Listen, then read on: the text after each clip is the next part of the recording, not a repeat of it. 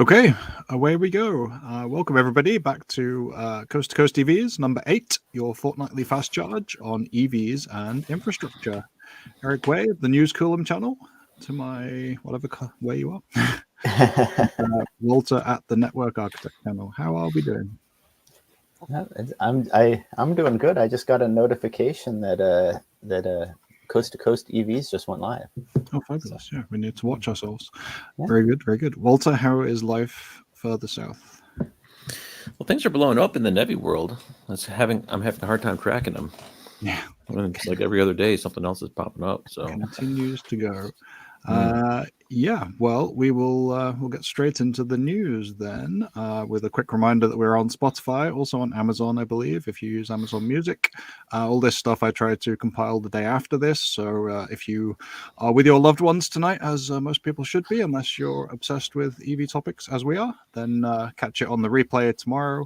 And there's timestamps down below for the stuff we've discussed, and the audio will have plenty of breaks out as well, so catch us at your leisure. So the big news, the piece that broke last week and is super important, the Network Architect channel pushed past 1,000 subscribers. Congratulations, party poppers. Well, fanfares.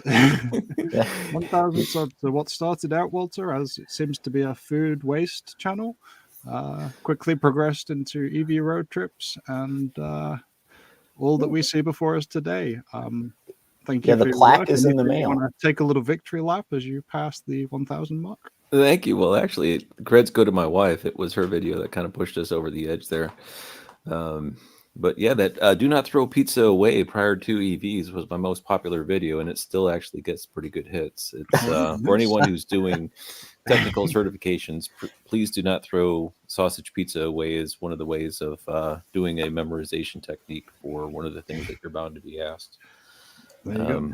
But yeah, it was a bit of a surprise. All of a sudden, I woke up and there we were.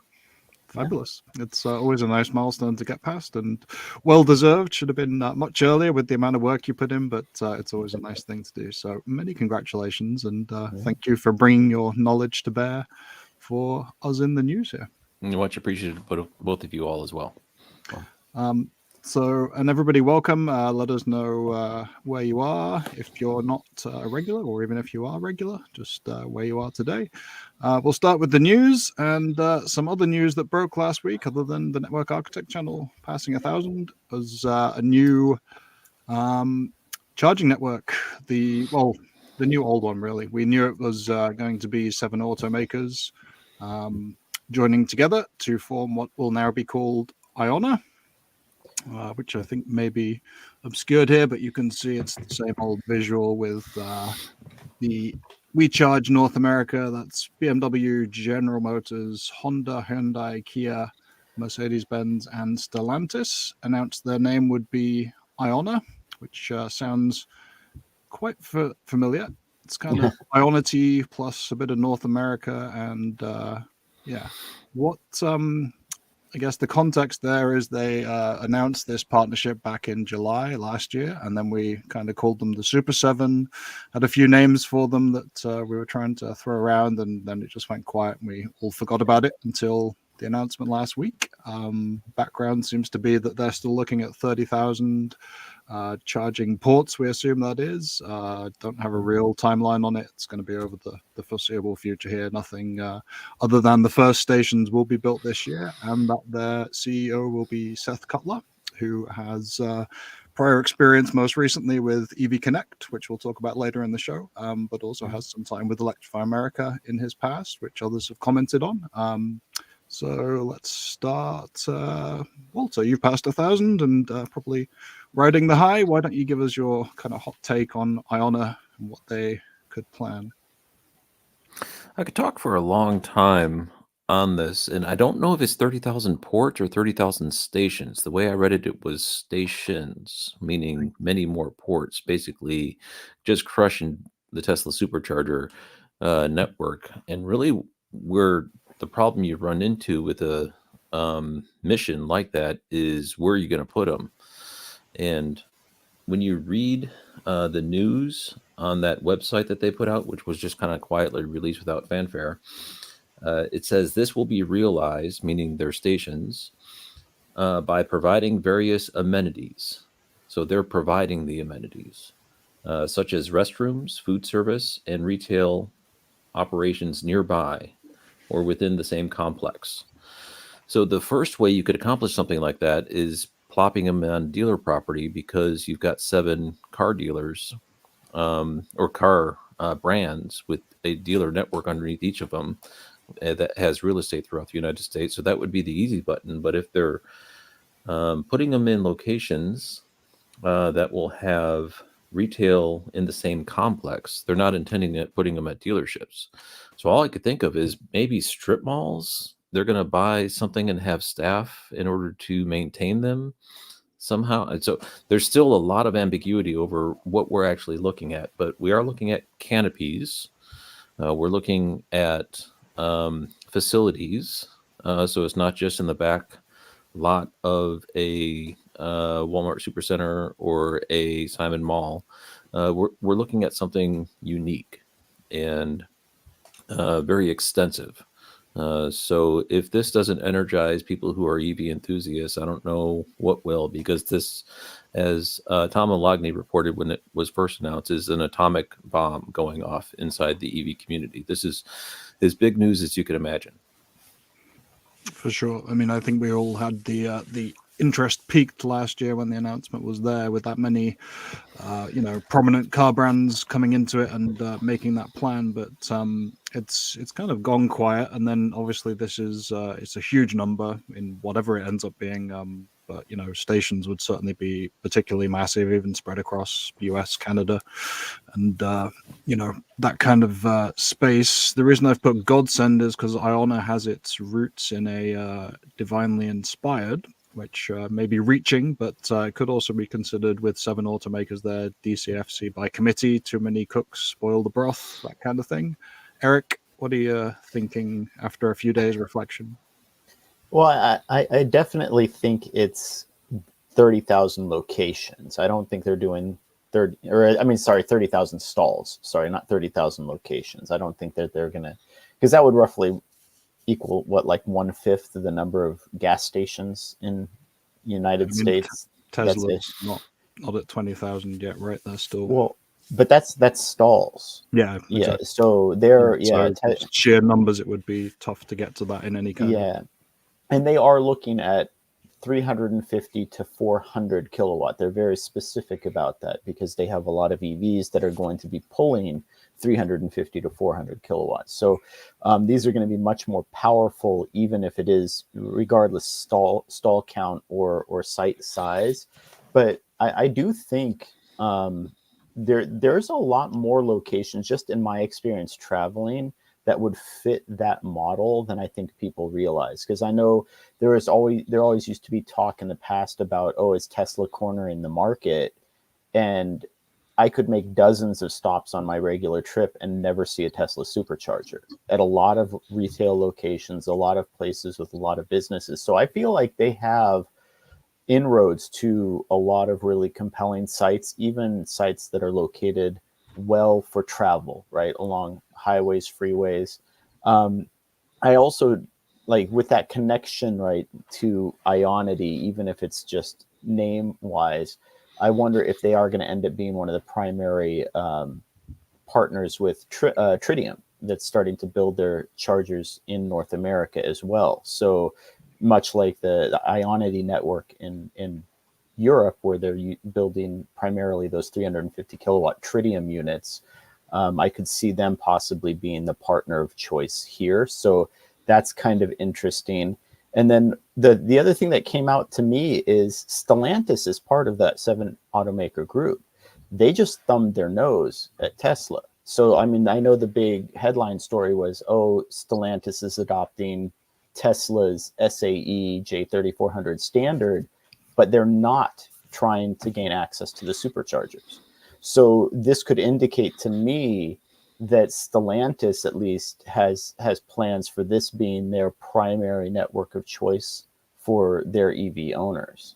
So I feel like maybe they have the biggest stake in this right now in terms of really pushing it. So, but I mean, I'm hopeful, but I want to see what they do before I really comment more, right? So. Mm-hmm. It's interesting you point that out, actually, because there's only a few people that have beyond Seth Cutler that have kind of been linked to it, specific folks yet. So one of them is the COO at the Mercedes-Benz Charging Solutions, Nico Detmer. So that's going to be the high-end side of it. You have to think, with them, which Walter can speak to later, in the kind of Mercedes-Benz, high-power charging hubs, really focusing on that kind of luxury, or at least very high power and customer experience. But the other two folks are both at Stellantis, so they're the VP of North American marketing and the head of Stellantis Energy. So, I mean, it may just be who's kind of associated themselves already with it, but they are, the first names on that board, and two of them being from Stellantis after that announcement is kind of interesting timing. But that customer experience piece seems to be what, it's tough to say at the moment because everybody is so focused on that. Whether that's really, just lip service.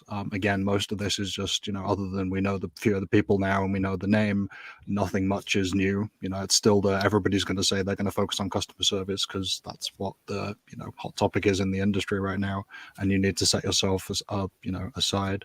But I think to Walter's point, where they're going to go is going to be the interesting point, because we've talked about in the past, and we'll get on to how many networks are coming out now through whether it's NEVI awards being across the board, everybody trying to gobble up the real estate, private networks, on the truck stops, that kind of thing, really trying to blanket the country.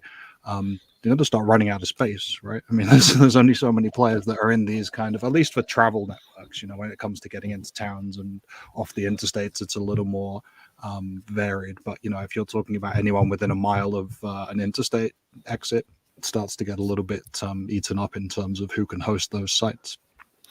Yeah, because if the pitch is, hey, I'll build EV chargers and I'll attract customers to your site, as you say, a lot of these people are going to be like, no thanks, I got my own. Yep. Yeah, I mean, in the past that wasn't the case, right? As we've seen with Walmart and Electrify America, kind of marriage of convenience. But again, as we'll get on to later, this is, these partners, some of them are starting to fray a little bit, and some of the charging networks may be being kicked to the curb as we start to get people more mature into their charging network progress. Okay, let's run through some comments, catch up with who's here and where we're at. So Ron joined us early, just before, so that's what the 6 minutes is about. Thanks for joining, Ron, and thanks for being here in good time. Good evening, Jay Donaldson. Thanks for joining us.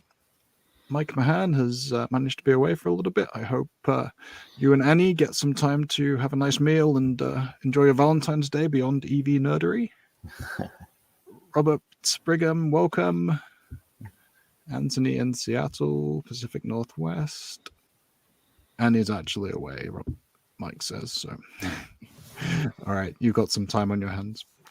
Leonard, hello. Bill B in Tampa. Ryan Ribby joins us from Minneapolis, St. Paul. Congrats, Walter. That will be a theme from here. Yes. Congratulations. Brandon, who we had on last time, you can go watch the show after this. Some great information on ChargeWay. He's in Columbus, Ohio. Robert's in Escondido. Mike Mahan in SoCal. Running through here. Thank you, everybody, for joining us. North Carolina, another one for you, Walter.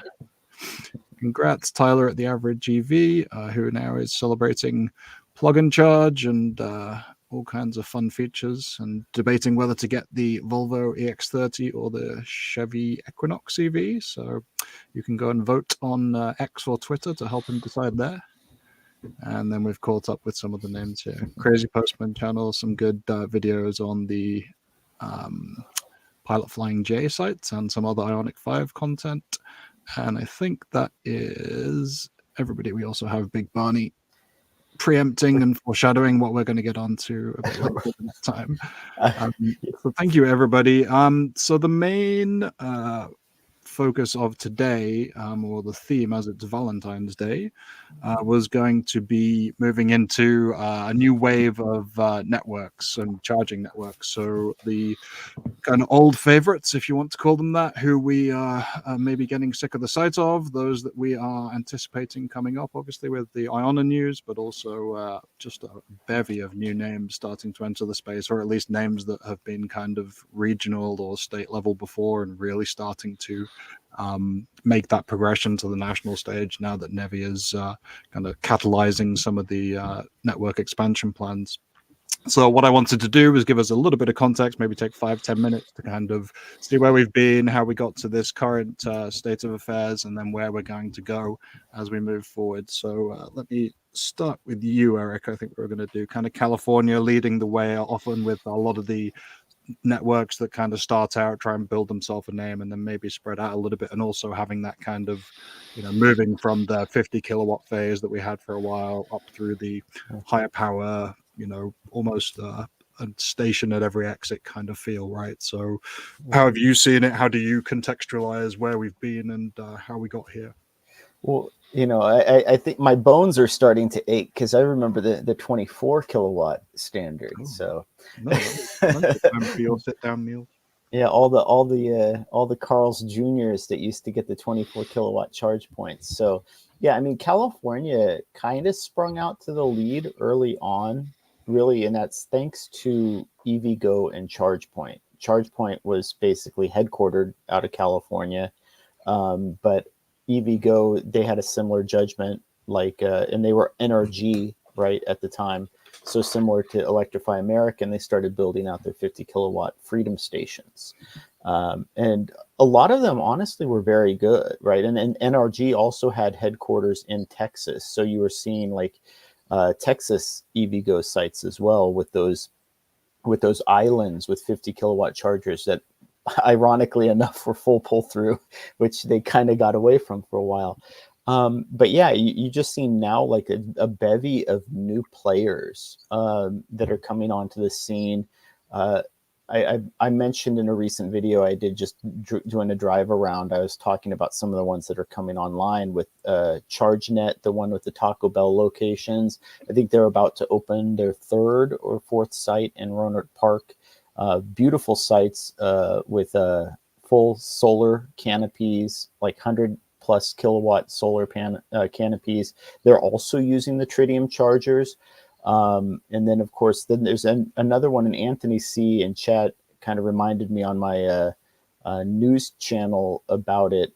There's a Electric Era where they have a really nifty Signet battery backup generator, almost like the FreeWire, which is connected to the EV Connect with their battery backup boost chargers. And we've seen this sort of evolution of these small networks starting to build and pick up. And I kind of noted to Walter, I think it was, I was thinking about doing a video about the fall and rise of overflow chargers, because that's, I think, what we're seeing now is these companies that don't have the funding to build bigger than 2 to 4 charger sites are just putting chargers here or there. And I think people miss the point that those are going to be your overflow. When IONNA is full, when the superchargers are full, when Electrify America is full, you're going to have a lot of options just in the immediate area. And I think that's what we're starting to see now in California is these small micro sites, right? Just 1 or 2 plugs or 1 or 2 dispensers, and they're just going in all over the place. So I think that's really where, as a nation, I think we're going to start seeing more of that in a lot more of the rural areas too, where it's just you own a convenience store, find Electric Era or FreeWire or whomever, just come in, put in a single charging post, and that's good enough for your small customer base that you're catering to. And Walter, you've obviously covered a bunch of them that have really started to spring up across the country, really, but certainly the southeast and your travels around that area. How does it feel regionally? How does it feel on a national level? Some of these are going to go. Who do you see kind of laying the groundwork for what's to come next? It feels like bedlam, utter bedlam. It just so much going on. It's like near impossible to track it all. Almost whack-a-mole. Once you turn around, something else is cropping up. There was an article on Inside EV that just came to my attention today. I think it was released 2 days ago, where they were talking about the DC fast charger ports coming up and the problem that even though there's all this build out, they're now starting to track that the one of the major indicators of problems with ability to charge is the availability, basically a queuing line, and then people abandoning and leaving. So even though we're on a breakneck pace of installing DC fast chargers, we're still behind the curve of the demand for their use. And Eric has been covering this much longer than I have, but it seems as though from when I joined, the only way of crossing the country just a few years ago is either you had a Tesla and you used the supercharger network, or you didn't and you used Electrify America, and that was the only way of doing it. I was recently mapping out how far from my house I can get using just EVgo. Like, what's the longest distance? And I can get up a little past you, Steve, if I wanted to. Or I could go south and I could make it just about to the end of the state of Florida, not quite to Key West. But I can't cross the Mississippi currently. There's no way for me, if I'm going to stick with EVgo, to cross the Mississippi and get into the Great Plains or Texas and then proceed on up to the west. But there are other names out there that if I piecemeal together different networks, I could easily get wherever I needed to go. So there's such a hodgepodge. But as you say, the number of national brands coming onto the scene with very deep purses in order to build these out, just as a matter of their routine site builds, is extensive. I'd have a hard time listing them all, but let's just quickly say 7-Eleven, Circle K, Racetrack is not national, but that's another one I track, Walmart. The Mercedes-Benz has got a lot of questions around. I don't know if that's going to be a coast-to-coast network. They'll have lots of sites, but I don't know if they're going to build something that will actually be able to cross the entire United States using just Mercedes-Benz, but we'll have to keep an eye on that. Obviously, Pilot Flying J, the native EVgo builds, the EA expansion, the list goes on. IONITY or IONNA. I'm going to have a hard time because I've said IONITY so many times throughout. IONNA is the way I'm going to have to remember.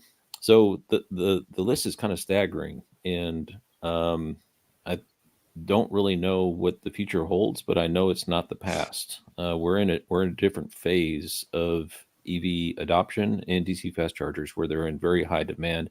And the Inside EV article was pointing out, although the demand or the focus right now is on the building of DC fast chargers, I think principally because the narrative's being driven by the NEVI funding and awards being released, level 2 charging is being overlooked. And there are not many level 2 posts getting turned up as much as there were in the past.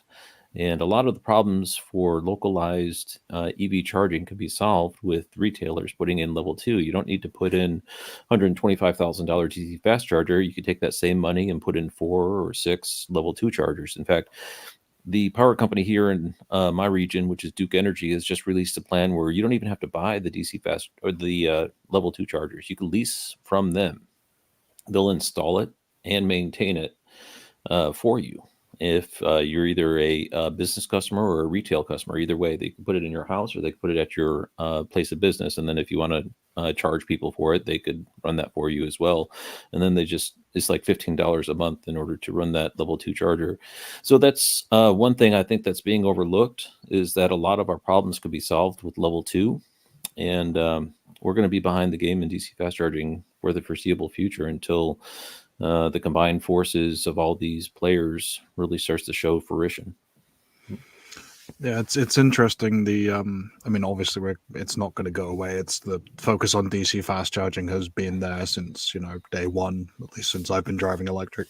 and it's not going to change, I don't think, because that's the most comparable to gas, which is the next group of people we need to get in, the ones who understand gas fueling, even if we don't want to, that to be the only way that people charge. And it's just, less sexy to talk about, a level 2 plug for a lot of outlets. But I do think on a national level, that is where you do have to talk about DC fast charging. And Eric did a really useful video that I kind of found as I was starting to research for this. I think I saw it last year. It was less than a year ago, right? That was kind of as Tesla was opening up Magic Docks, and they were starting to figure out, that they may be eventually a national player, which we're still on the cusp of, national player in a sense of public charging network. And now we're starting to see, as Walter said, it was only really Electrify America and Tesla at the time, but you hinted at, Eric, the kind of things that were to come, that who was going to step up, how Tesla could get into that. How are you thinking in terms of delineating networks now? Is it still national, regional, state level, or local, or is it more of a bleeding into each other? Well, before we start on that, Steve, I wanted to mention what Walter brought up about the level 2, and I think that is from Electrify America and others copying Tesla's model. Because if you look at the 3 oldest charging providers, as far as DC charging providers, ChargePoint, EVgo, and Tesla, ChargePoint and EVgo almost universally had level 2 chargers at all of their DC charging sites. It was almost universal. And then we started to move away from that just as a country, right? Or as a model. And that's one of the biggest things that I disagree with, because those DC charging sites, even if they're meant for travel, are at business locations. People work at business locations. People who work need to commute. Why aren't we even at a bare minimum supporting them, right? Even if you don't think that it's going to be useful for the travelers, it's a useful, right, tool that needs to be included at basically every charging site, with the redundancy of, if the DC chargers are down, you're not stuck, right? You at least have an alternative. But to segue back to what you were talking about with I still do think that that's a useful way of looking at it, because to Walter's other point about he can't really travel across the country using EVgo. If you're talking about a national network, to me, that's a network where if you have a membership with that network, right, you can travel anywhere in the country. There needs to be sufficient coverage that you're not having to dip into and rely on other charging providers. So right now, that still is only Electrify America and Tesla. And really for Tesla, it's only for their customers until they start to open up to Ford, GM, and others. But EVgo and ChargePoint are getting there. But outside of that, I look at like Francis Energy, like I mentioned that Electric Era, where they're really only the Pacific Northwest right now. I think they have one station. I think you have, was it ZEF out there too? Things like that, where they're smaller, but they're only supporting a particular region, or they're tied to a utility. I think those are fine for people in that region to say, hey, look, I live in this area, and this is a support network that supports all of my needs within that area. I don't need a national network. So I still think it's a good way to look at these charging providers and understand that the service that they're providing is maybe a regional service, a local service, or they really are trying to be a full service national. Anything that you ever need from your EV, you should be able to do with that charging provider. So, right. No, I think that makes sense. I mean, even if I think of my own travels, between us, we've all gone a long way in EVs, but, I've never been to the West Coast. I haven't been any further than Minnesota. South, in terms of going south, I don't think I've been beyond Virginia. So, even then, I'm still in the regional kind of pieces. So I wanted to kind of jump into a little bit of my region and just, what ones that I've seen, but also use that as a kind of NEVI jump point, because there's some useful data here. Oh, sorry, Walter, go ahead. And if I could ask, is New York one of the states that has released their NEVI awards? Because I've had a hard time. I've heard yes, but I can't find anything that talks about No, who what they've they've awarded done, they've actually they're sneaking insights. They've used NEVI funds where they can to align with Evolve New York, which is the network that comes from the New York Power Authority. to, right? So they've managed to, in Kingston was their first one, in New York in the mid Hudson, where they managed to find one that was at a Bank of America, but it happened Okay. to be kind of within a mile, so it met that compliance of being near the interstate. And they just had another one go in that was on the map forever. It's, you know, I tracked the network pretty closely, and it was in Richmondville, which is kind of heading down from Albany towards Binghamton, and all of that it was already on the map. You know, I think they've looked at the map and said that site, and maybe some more that are still to come will be able to get the money, so they've slid that in. And I think Vermont is doing a similar thing, so they haven't got any announcements as it Yeah, so happens. no widespread NEVI announcements for New York, but they've No. used NEVI funds for Yep. individuals. I got it. For sure. Which brings me on to that graphic. I don't know if this is something that's kind of there outside of LinkedIn, but I get to a lot of Lauren McDonald stuff at evadoption.com, and he's kind of totaled up. On the left here, you've got the winning bids so far from NEVI, and this was before Michigan's announcement, which I've kind of shoved into the right there. But it kind of shows you, Tesla dominating, which is down to some specific states where they've really won some big ones. Texas. Yeah. So Francis Energy, as Eric mentioned, are in there. But if you look at, we talk about kind of regional players, Ready Charging down there was just a big one I came across when I was in Michigan a couple of years ago in the Bolt, and they were really planning a lot on the Upper Peninsula.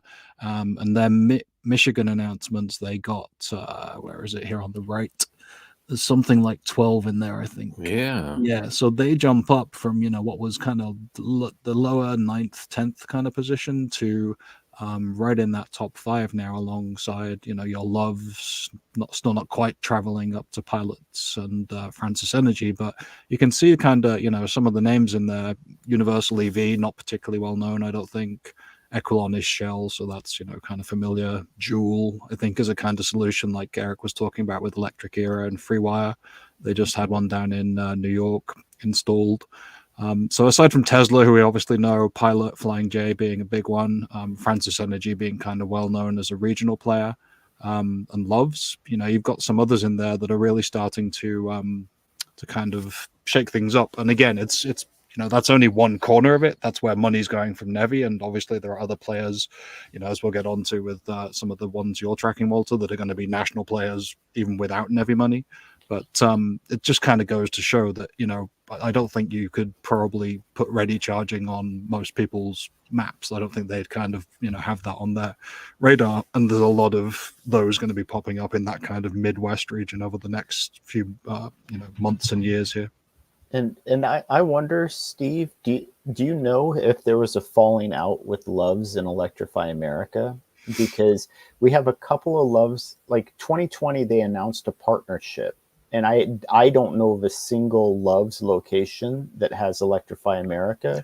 Some of them have EV Connect, but yeah, I haven't seen any Electrify America actual chargers in ground at a Loves location. Yeah, I'm trying to think if it's one just went live. There's been some recent ones up in the kind of Great Plains states and the Mountain West, but I don't know if any of those were live, so I'd have to go back and check.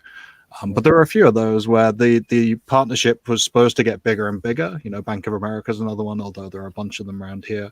And that is actually where that Kingston site in New York is based, at a Bank of America. But it's just the kind of it speaks to that bedlam point, Walter. It's just there's so much going on, and we get our eyes get attracted to NEVI and the kind of funding, what's getting funded, and that kind of ups the name of some of the networks. But then you look outside it, and there's just endless amounts of players just starting to pour their own money into it, and the NEVI money is kind of a nice offset for some of the sites that meet the criteria, I think. Okay, I need to run through the comments to make sure we haven't missed anybody. Yeah, Crazy Postman just says there's a EA in Oklahoma at a Loves. Okay. And then he says it sucks. Yeah, I'm starting to wonder about whether the pilot flying J sites are going to raise our expectations too high, because I stopped at one of the travel centers of America, kind of in mid Pennsylvania, that's going to get like $1 million from NEVI, and it wasn't all that. So unless they're doing one of these big renovations and some of that money is going to go to make nicer restrooms and fancier restaurants, then it's going to be an interesting. And I've mentioned this before too. Is my mother was very particular on trips where she would insist that we stop. So I might be driving her around in an electric car and there's no charger, and she says, we need to stop at Pilot. They're the only bathroom that I'm willing to use on the road. So maybe this is where the folks coming into the bathrooms with their cameras and filming actually it ends up helping you, but not sure if it helps the people who are in the bathroom at the time. No. Let's see. Okay, so through the comments, where did I end up here? Big Barney says Walmart on their own, don't need partners. That does seem to be the kind of feel that once we go through Walter's videos, you can see them starting to put a lot more into the sites and the hardware than Electrify America partnership has delivered. Let's see. Robert says he did a trip to LA recently. All the major sites had queues. Sunday morning, rural areas away are more open. Yeah, I think we've covered a lot of times now, and you're just seeing it more and more as the charging's slower in the winter.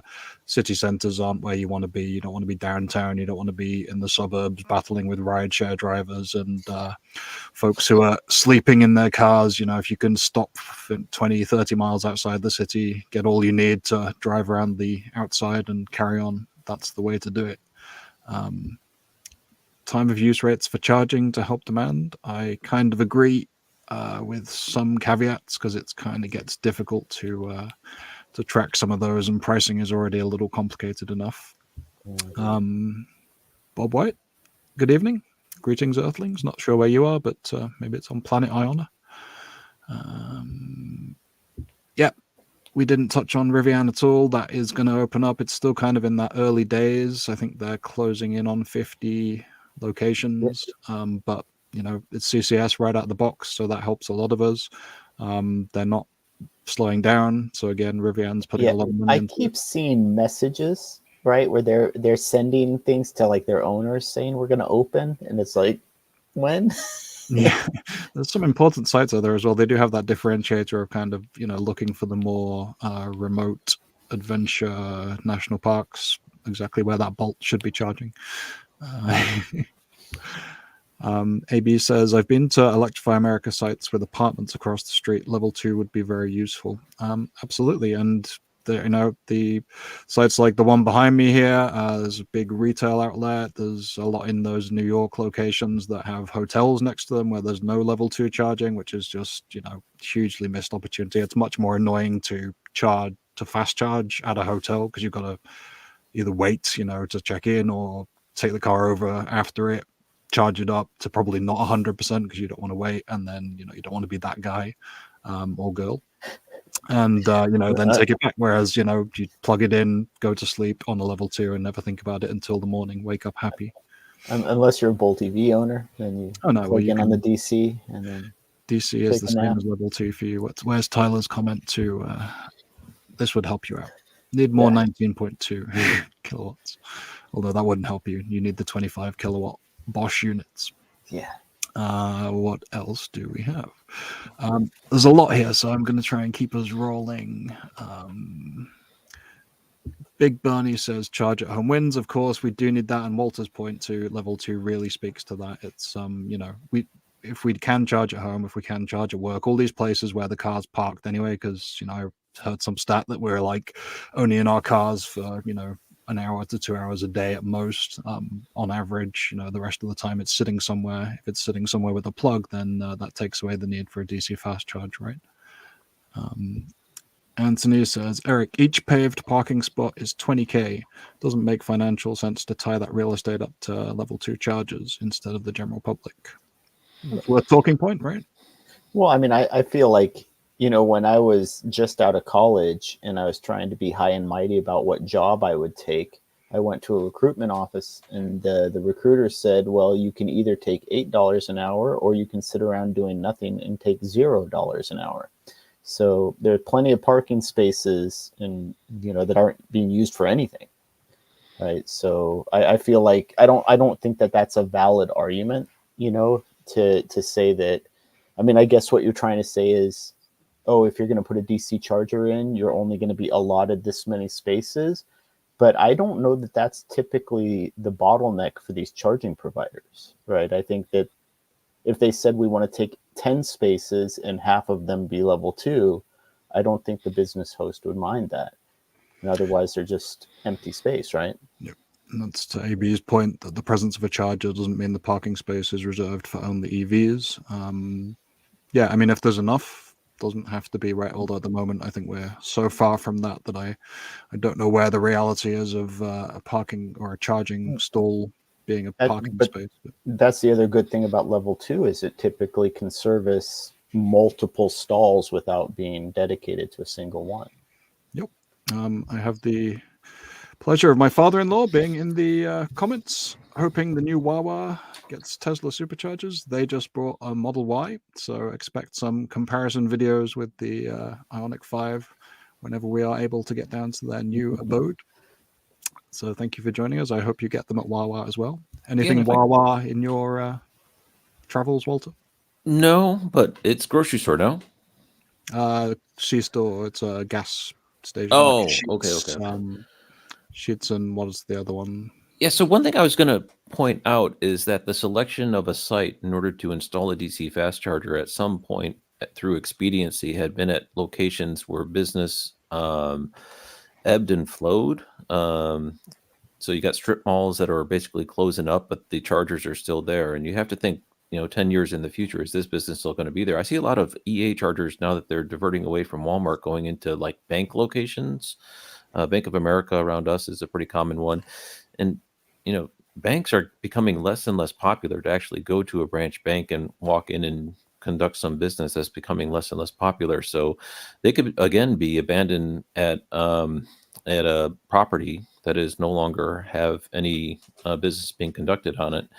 And that's definitely something to be concerned about. But grocery stores are generally a pretty solid model because the economics associated with putting in a grocery store are usually tied to the demographics of the surrounding populace. And normally that doesn't ebb and flow unless there's some mass exodus of a given metropolitan area. And that's pretty uncommon. So grocery stores are good locations. And that's one of the things I really wonder about IONNA is how they're going to pull this off.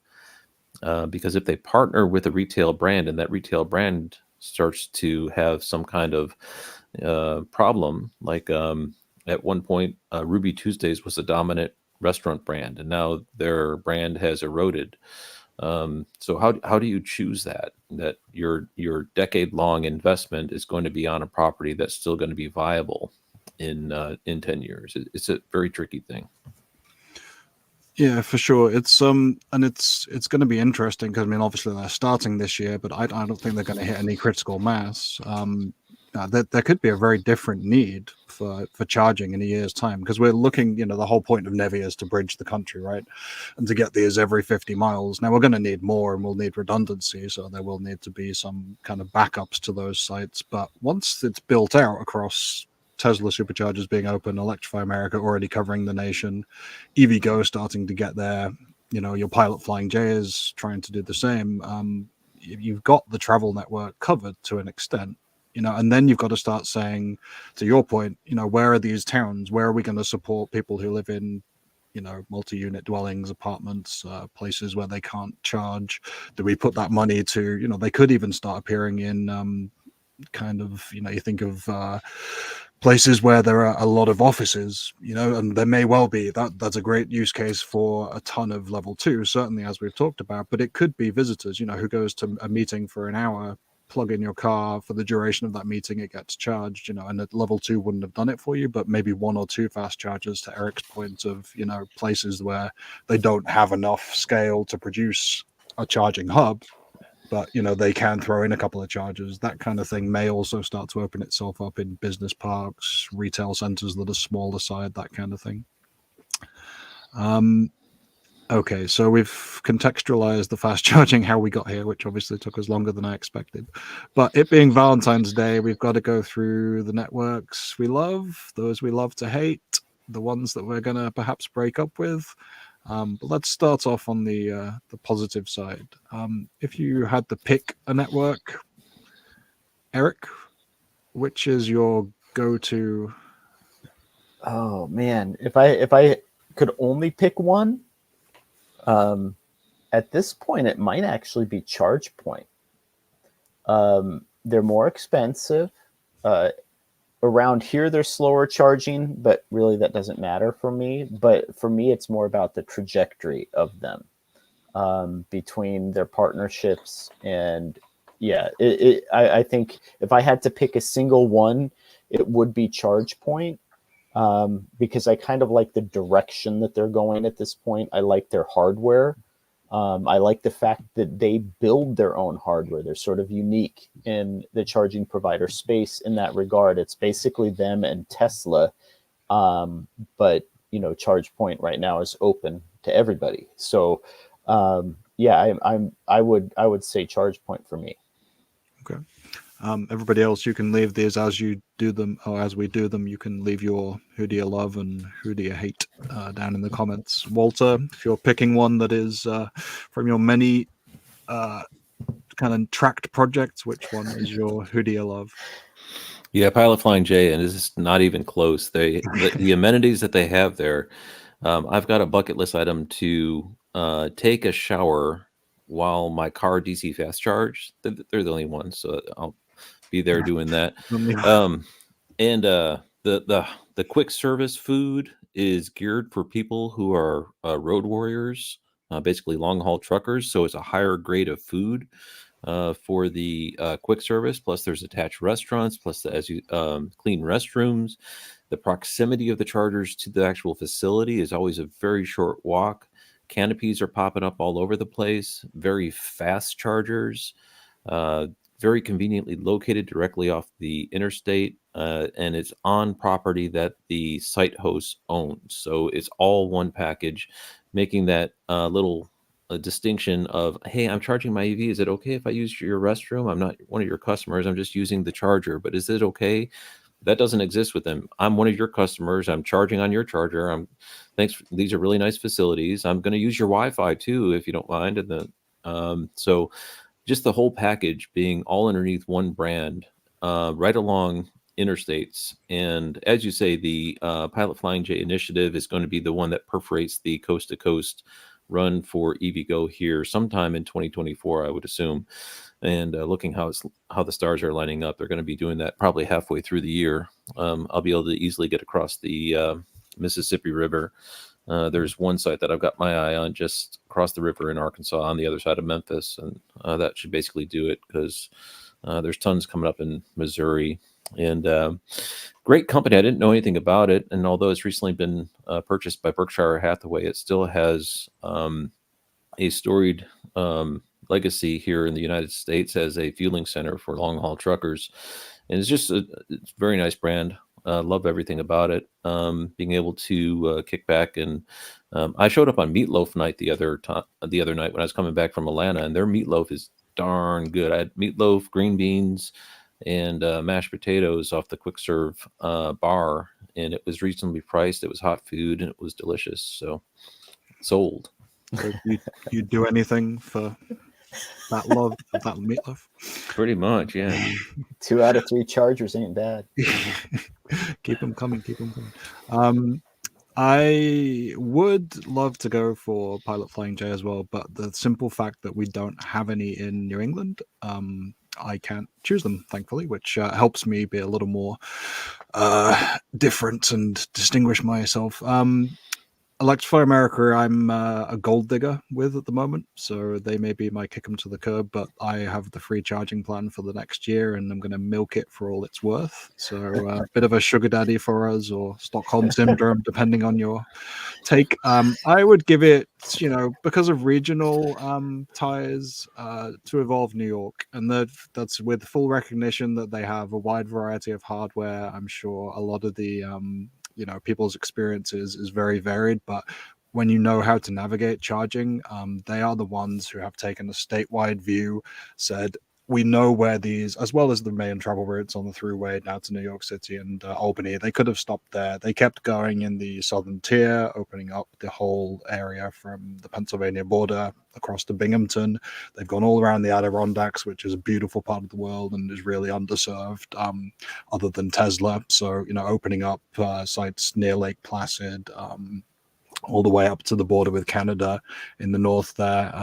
Just it's a very, very well thought out network in terms of where the positions are. You can talk about the hardware certainly, and there are some sites that are better than others purely because they've used so much hardware, but knowing where they started, knowing how many EV drivers and EV advocates are in that kind of rollout and deployment team, I still take my hat off to them and kind of put that as a state network that I would encourage any others to look at in terms of engagement with EV advocates and EV drivers, positioning of the sites and serving the local community with, trying to be equitable as well. They've gone out of their way to put CHAdeMO heads in. They've tried to get Tesla adapters in wherever there's, not a Tesla supercharger nearby. Just shows you the level of detail I think that, a state network can go to when they really put their effort into it. Well, and it makes me wonder, Steve, how are we distinguishing? Because doesn't Evolve New York use a lot of Electrify America equipment as well? Well, this is the kind of, we haven't got into the overlap yet, but you're definitely bringing us there. So it's not really, it's a network only in the sense that people at New York Power Authority, design and maintain it. So it's kind of more on the, like EVgo with Pilot Flying J, the EVgo Extend. This is Electrify Commercial when they use Electrify America stations, which is increasingly the case. They've had Shell Recharge in the past, which I get was another point I was going to make. They just switched over to EV Connect. So another name that we're starting to, it always crops up for me. It's not one of those big ones that everybody goes to when we talk about DC fast charging, but they've been there on the Indiana Turnpike for me. They've been there when I was up in, parts of Minnesota that nobody else was going to. So it's an interesting kind of network, and it kind of, you would think out of the two, Shell being a massive name and multinational brand, and EV Connect being, a much smaller EV focused organization, you would probably have Shell taking over from EV Connect, but seems to be EV Connect has the chops, as far as the Evolve New York team is concerned, to kind of take on the next piece of their rollout when it's not Electrify America. So yeah, I mean, I simply choose it as a state network that has been done, even if it's cobbling things together. I just think the strategic direction of it and how they've managed to serve different parts of the state makes a lot of sense. Yeah. Well, and I'm just thinking of it from a loyalty perspective, because we see like Walmart is using ChargePoint equipment. How loyal are they going to be to ChargePoint? We assume Pilot Flying J is going to essentially only be using EVgo equipment, or are they, right? So that's why these are almost like pseudo networks that are tied to charging providers. So yeah, and then you have, as you say, Mercedes using ChargePoint, but then Mercedes being part of IONNA.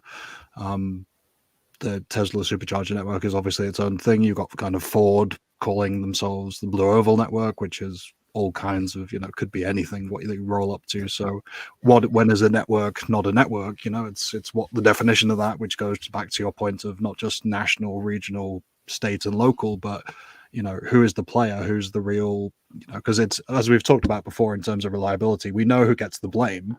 Whoever's stickers on the thing, that's who they're going to call. But you've got to kind of start to delineate these things and say, these are the people that are behind the network. These are the ones that are going to be responsible for that dreaded uptime. And speaking of reliability, who gets kicked to the curb? Electrify America gets the bashing, across the board, but we've kind of covered that in the past, that it's mainly because they're the ones that are out there and, put the necks above the parapet and just get it blown off. But all right, do you want me to kick off this one too? You seem to be chomping at the bits, and you also have a very, very advanced new hub, which I don't know if we want to talk about yet, but that is potentially the future, according to some outlets. So take it where you want to take it. Oh, well, I mean, no, I think Electrify America for me would be the one that I would kick to the curb, but not for the reasons, right? Like a lot of people are down on them for their reliability and consistent speeds, all sorts of things like that. But to me, it's just about the crowding. It's just about how many EV drivers are so focused on using Electrify America that the network is just really unusable unless you're willing to wait every other stop or queue up or line up or whatnot. So even if their chargers were all 100% working, I still would avoid them just because they're way too crowded and I have better options available to me. So yeah, they would definitely be the one that I would kick to the curb. Okay. Predictable enough, but not without good reason. Walter, how about you? Yeah, just very briefly, if I could answer a question from the chat. There has been one additional pilot flying J in 2024. It's the one pictured behind me in Joplin, Missouri. And I've been waiting to do an update just because they've got a whole log jam of additional sites that they're getting ready to open, I'd have to imagine, here. And so I'm just waiting for some numbers to tick up. But this one here just opened up this past week. But as far as locations, I'm getting a lot of bad vibes every time I pull into a dealer. And at one point, the thought was that when dealers start to sell EVs, they'll be required to put in DC fast chargers, and that alone will solve our DC fast charger problem. But what I'm finding when I go to dealers, yes, there's a DC fast charger there, but they charge like 80 cents per kilowatt hour, and they're just using it for their own use. And anyone else can use it, but it's priced so high that it doesn't even make sense. Or if you pull up to use it, not always. Some dealerships are accommodating, but many of them are not hostile, but not very EV friendly. It seems like it's like, well, I was forced to put this in there, but they didn't say I had to maintain the damn thing. So, anyway, so dealer networks, I think that whole concept that dealers are going to save the DC fast charger situation by having them put in ubiquitously as a result of the requirements for selling EVs. If I had a choice, I'd say, anytime you're forcing someone to do something is probably not going to work out really well. But so that's the one I would abandon.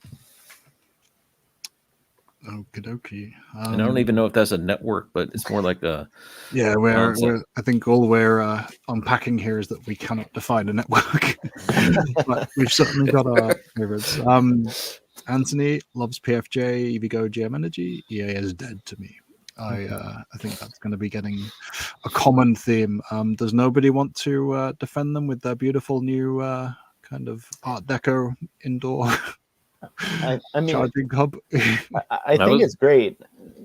But it's Go one ahead, place Walter. in San Francisco. Yeah, indoor I think is a great idea. In fact, I don't know why someone hasn't come up with the idea of pole barning DC fast chargers and having people come inside. Not only does it, a canopy is nice, but if you put your chargers inside, I think they are going to be able to be kept in service longer because they're not exposed to the elements.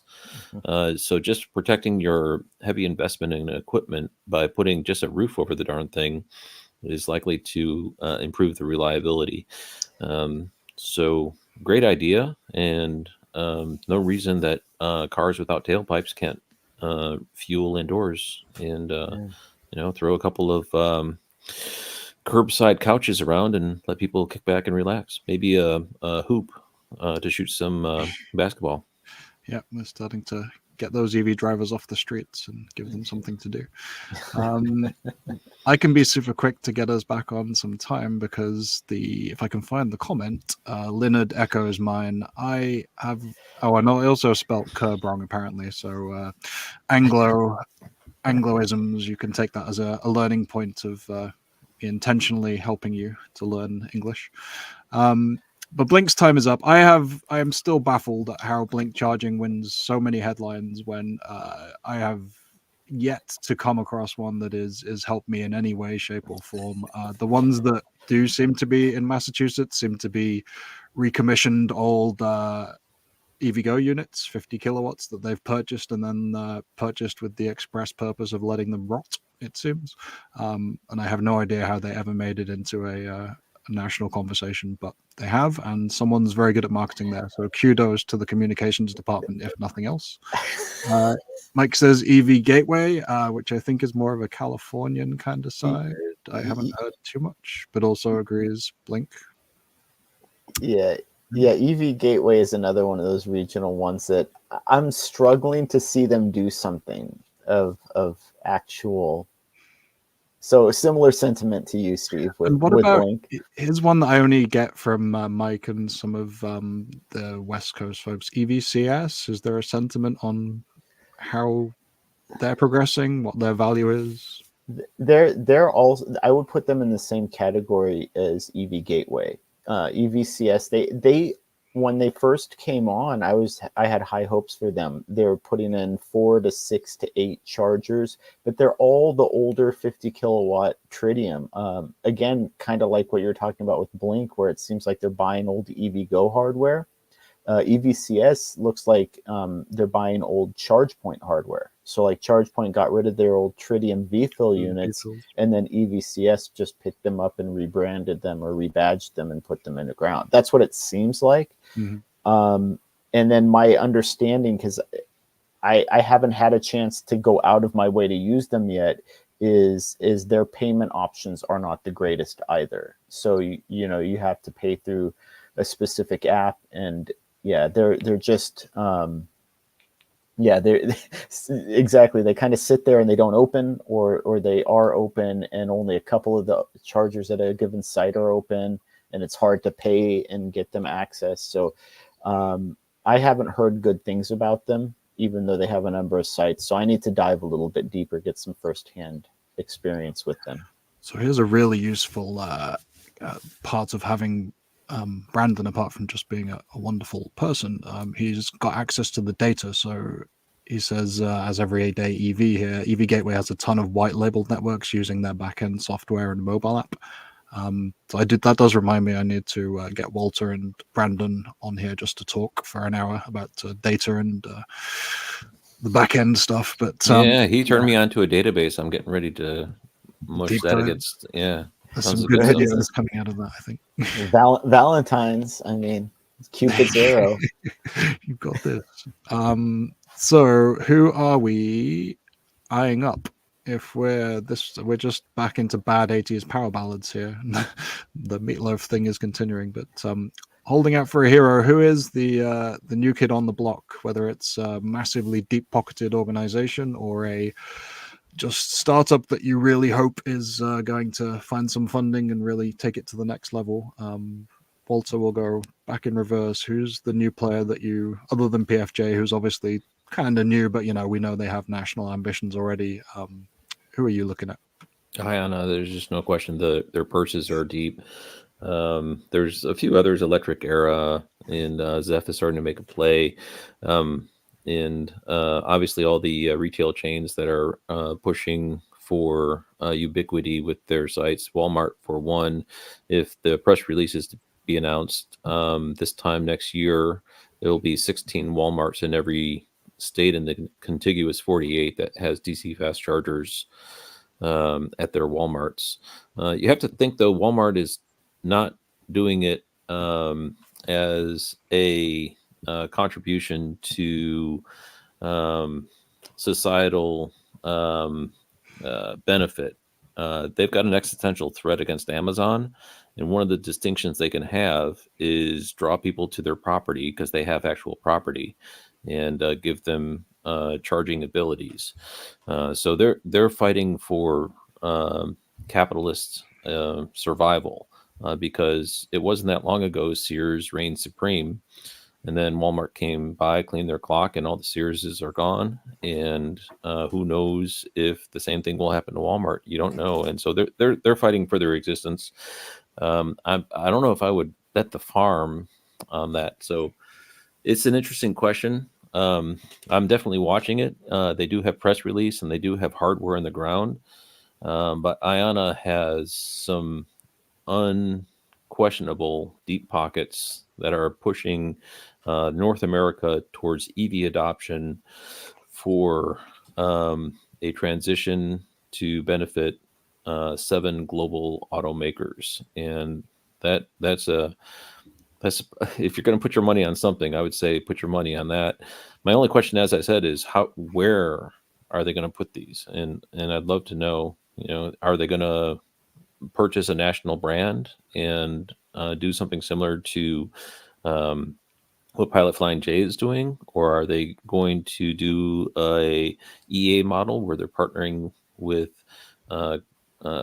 shopping malls? Are they going to partner with the national grocery store? I mean, what's the plan here? Well, they got to put it on someone's property somewhere, and they can't just buy all that property. That's not going to be reasonable. So very interesting to see. But if I had to put my chip somewhere, it's IONNA for sure. Robert says, great sizzle. Let's see if they can deliver the steak. So they just need to partner with Texas Roadhouse. Yeah, there you go. Cool Hand Luke's. Eric, do you have one? The many that you could choose from, I guess, over there that you think could go nationwide, or at least just deliver a meaningful difference on the West Coast, at least? Well, I mean, I actually think it is EVgo. I mean, they're already making that difference, but like I said, I would, ChargePoint would be my number 1 right now. EVgo would be my number 2 in terms of forward looking, especially because they're taking a while to get started, but they have the partnerships in the right place. I would look at IONNA too, but I need to see something in the ground. I need to see a little bit more about their model. But at least with the Pilot Flying J, I know there are already a number of Pilot Flying J locations on my travel routes.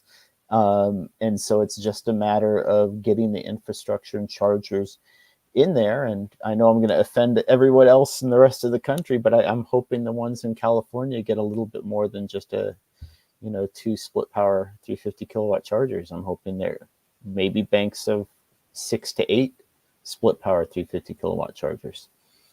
So and can I just do a quick follow-up to what Eric said? So there was a slide in the GM earnings report, Q4 earning report, which said through collaborations with Pilot Company and EVgo, it expects to add more than 3,000 public DC fast chargers by the end of 2024. Mm-hmm. That is, if you put 4 per station, that's 750 stations, according to that slide deck, that they will have open by the end of 2024. That's quite a statement. But I think that's both EVgo and Pilot Flying J. Yes, that's exactly correct. That's a massive build for EVgo. I mean, that has to be their fastest expansion. Well, if you look locally in California, there are a ton of 350 kilowatt GM energy sites now. Like none of them are Pilot Flying J, but 5, 6, 7 350 kilowatt chargers per site. Okay. So it's not 4 per site; it's double that. It's well, I mean, in fact, I know Electrify America is getting all that fanfare in San Francisco for Harrison Street, but there's a charger in, I think it's the 6th Street parking garage or whatever in San Francisco that has 22 or 24 350 kilowatt chargers, but only 6 of them are open to the public, I think. So the rest of them were cruise, and they're now, I think, rideshare restricted. But there are some massive EVgo GM energy partnership sites that have gone in California, and a lot of them too. Yeah, so as you say, EVgo could definitely this time next year be a tremendously different national player. Yeah. I'm going to buck the habit of a lifetime and actually go for Tesla. Purely because I don't think I will be using them. They won't be my hero. But I do think they will take a lot of strain off the public network that I do use. And I think those, along with price rises and just general competition starting to make people consider other brands, I think Tesla will be a place where a lot of people flock to. They know where they are. They'll start to, want to check out the adapter that they've got with the car. It will depend a lot on whether this goes smoothly, or if you start to get all the type of things we've seen with vehicles parking in the wrong stalls, Tesla owners getting annoyed, adapters having potentially limited power flow, whatever it is, I think there will be some steps back before we step forward. But I do think they'll have a meaningful, just through sheer stall count and strategic locations, way to kind of alleviate some of the pressure that the public network has at the moment. And the other piece, is just, it's just a good look for more and more EVs to be going to a, what was previously a closed network. It just speaks to the flow of, towards a common standard, a common purpose, and everybody being able to use everything.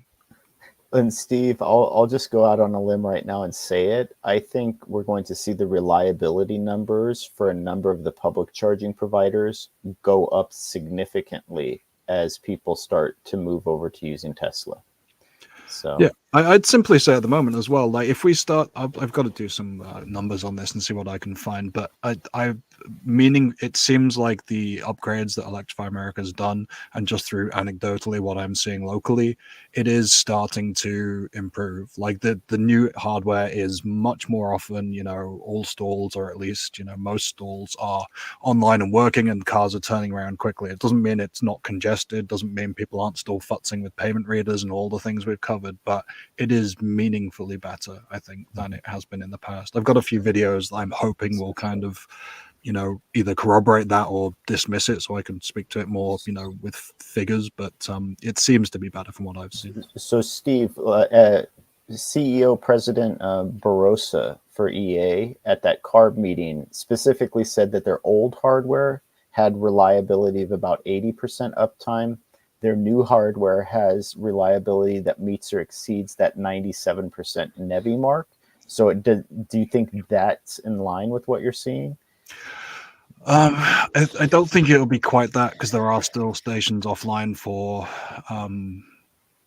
days, certainly days. And I think that this is one thing I want to get onto. I don't know how much time we have here now to do this, but I'd like to flip that onto what you've said before in the past. 97% uptime isn't that good. I'd like to flip that and call it 3% downtime, or a day's downtime a month, which is what it is. It's the time that one of those ports is down. It's 97% sound, it's kind of vague. You just can't really, it should be closer to 99, but if we're going to call it what it is, let's call it 3% downtime, and have them work to improve it to get it down. But I think it also scales with the size of the charging site too. So like, and I like the way you put it, maybe translates better with it's 1 day down per month. But if you have 10 chargers at a site, and one of them is down 1 day per month, then you're reasonably assured of always having access to a working charger. Yep.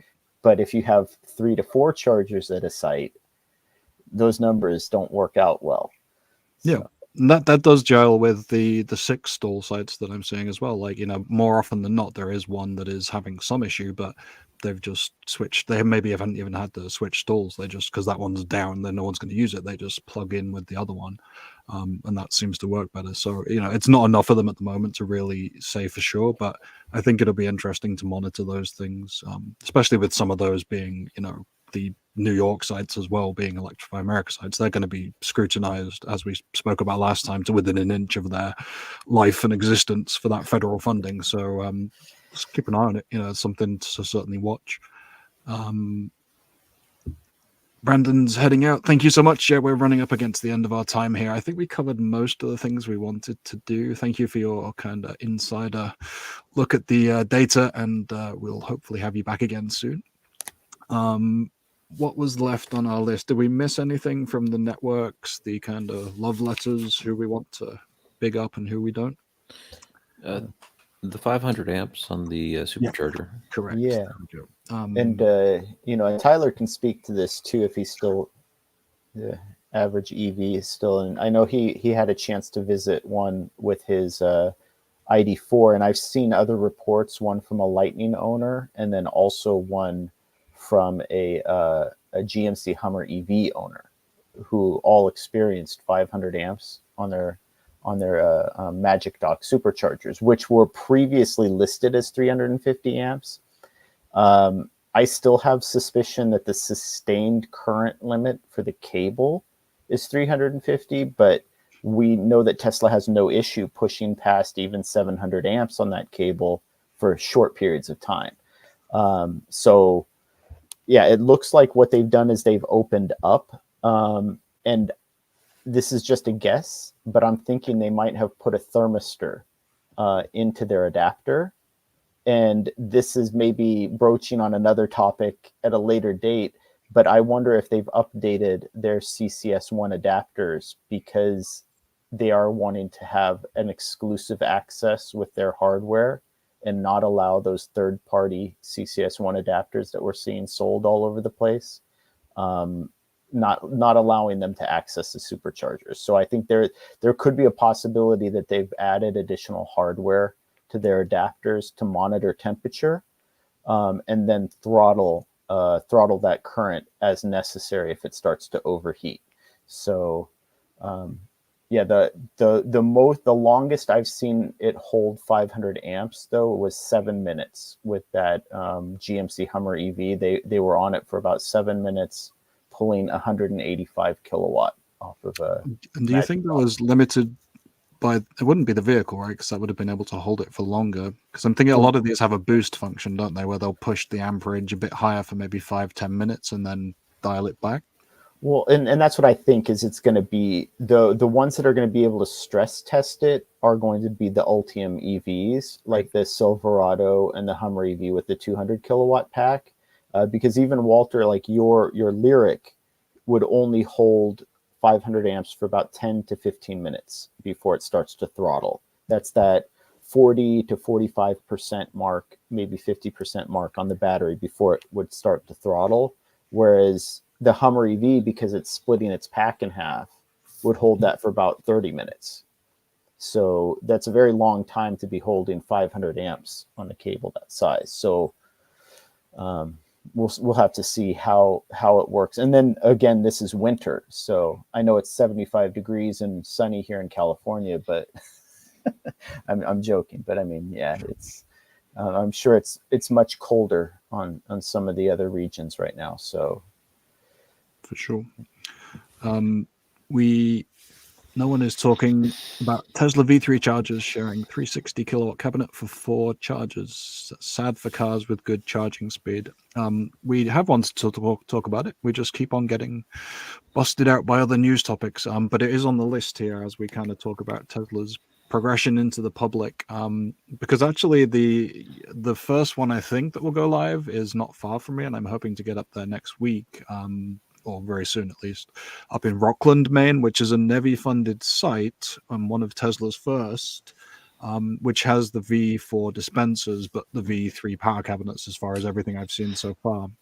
So in terms of power delivery, that's going to meet NEVI compliance. It's going to most likely, there's some vagaries to it, but 150 kilowatts isn't that much of a stretch for it. But it doesn't meet the voltage requirements because they're supposed to go from a range of 250 volts to 920, and it's going to cap out at that, like, was it 600, 650 is the upper level. And you know, obviously 500 amps via adapter is a different thing, but you know, what they've said from the Joint Office of Transportation is that they're focusing more on the kilowatt level, which has pissed a few people off who are trying to design sites for NEVI compliance, and then, you know, being told that they can fudge it in certain ways if you know, it speaks to kind of Tesla's inability at the moment to get those V4 power cabinets out there into the wild.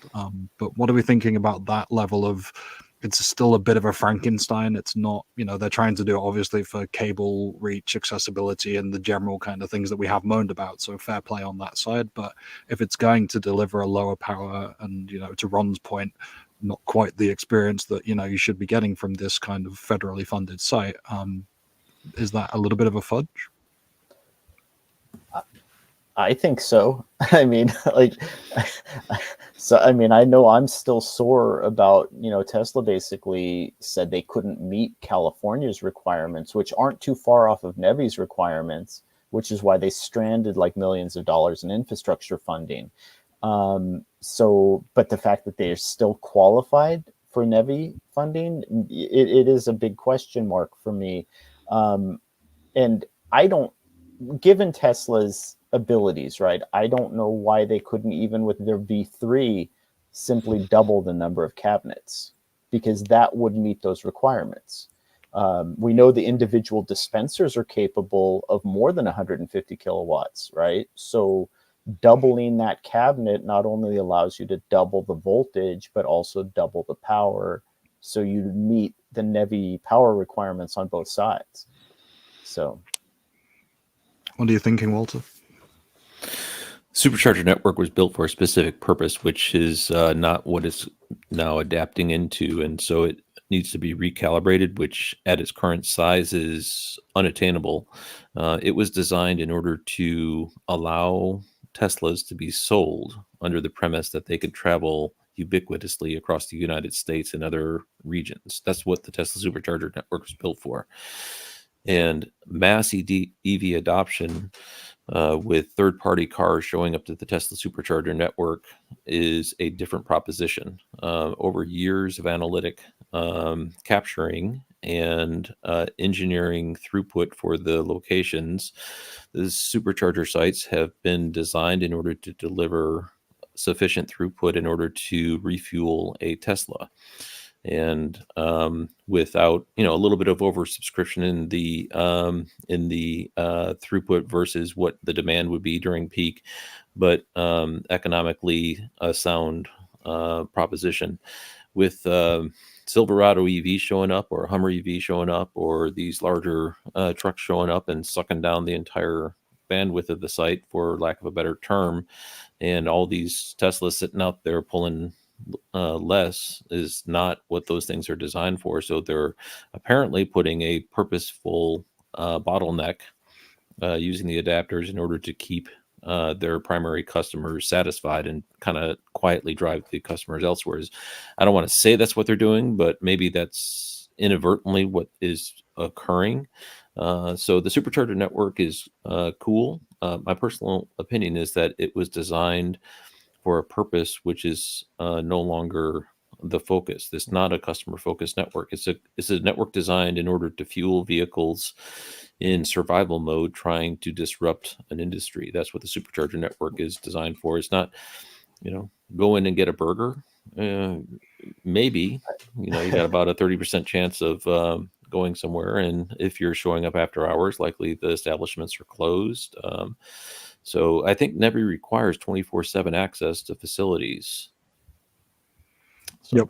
And again, I don't know actually where the one up in Maine, I think, is at a grocery store. So it doesn't seem like that will qualify either, but that's all stuff for a future video.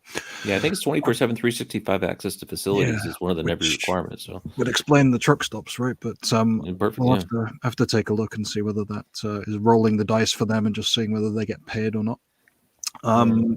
We are at time, I think, and if anyone was going to spend any time with their family, they should squeeze it in at this last minute. So thank you so much for joining us. I know I missed a bunch of comments there. It was raging through really quickly, so I appreciate you all kind of hanging on and maybe just discussing with each other when I lose track of what's going on. But you can check out Eric Wei's work at News Coolum.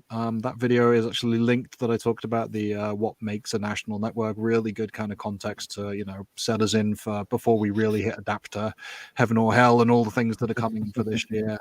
Good one to go back and kind of set everything in context.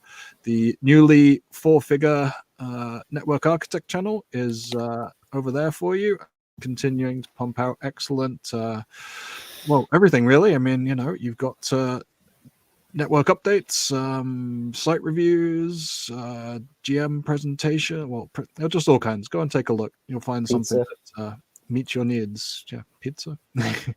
Go back to the oldest videos and see where it all started. And for my part, I've been pretty quiet on the video side, other than the live streams, just through sickness in the family. But I do have one for a new series called The State of EV Charging. So it's going to go state by state. I'm starting up in Maine, and that will hopefully be ready for Friday. So it's going to take a look at kind of stuff we've talked about today, where we've been, how we got to where we are, and then what NEVI funds and everything else we'll be doing for the state in the near future. So we'll see how many of the lower 48 I get across, but I can definitely cover New England if nothing else. So we'll see where that goes. Keep an eye out for that. thank you all for joining this evening. I appreciate you taking time out of your busy Valentine's Day evening. And yeah, we will see you in 2 weeks' time, which will still be February, right? Because we've got a leap year. So actually, it will still be the 28th. But I don't know what we'll cover. But stay tuned, and we'll catch you in the next one. Thanks, everybody. Thank you.